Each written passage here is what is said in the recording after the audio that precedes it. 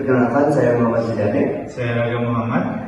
Di sini kami akan membahas topik yang sangat penting mengenai menegakkan hukum yang berkeadilan atau dalam bahasa Inggris yaitu fair law enforcement. Menegakkan hukum bukan hanya soal menangkap pelaku kejahatan atau menerapkan aturan. Lebih dari itu, ini adalah upaya untuk memastikan bahwa setiap orang diperlakukan secara adil sesuai dengan prinsip keadilan yang menurut baik dalam proses maupun hasilnya. Di sini ada 3 bentuk utama keadilan yang harus seimbang dalam sistem hukum. Yang pertama yaitu keadilan distributif, yaitu memastikan pembagian manfaat dan beban sosial seperti akses pendidikan, kesehatan, dan keamanan dilakukan secara adil. Untuk yang kedua yaitu keadilan retributif. Hukum harus sebanding dengan kejahatan yang dilakukan tanpa diskriminasi. Untuk yang ketiga yaitu keadilan kompensatif. Korban harus mendapatkan ganti rugi yang proporsional atas kerugian yang mereka alami. Namun, yang paling menentukan kepercayaan publik adalah keadilan prosedural, yaitu bagaimana proses penegakan hukum dilakukan. Menurut para ahli seperti Tom Tyler dan Tracy Meares, masyarakat lebih peduli pada cara mereka diperlakukan oleh aparat hukum daripada hasil akhirnya. Keadilan prosedural dibangun atas 4 pilar, yaitu suara, netralitas, perlakuan yang menghargai dan martabat, dan yang keempat yaitu kepercayaan. Bagian kedua yaitu krisis kepercayaan dan ketimpangan rasial.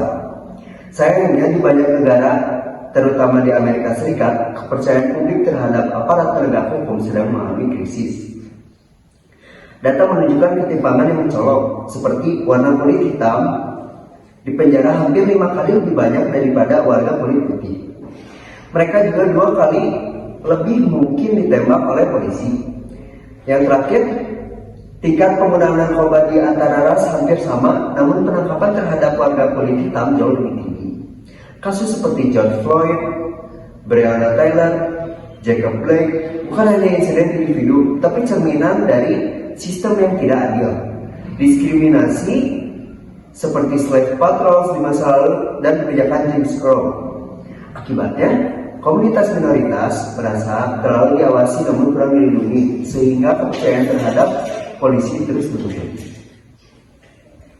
Selanjutnya ada bagian reformasi dan solusi.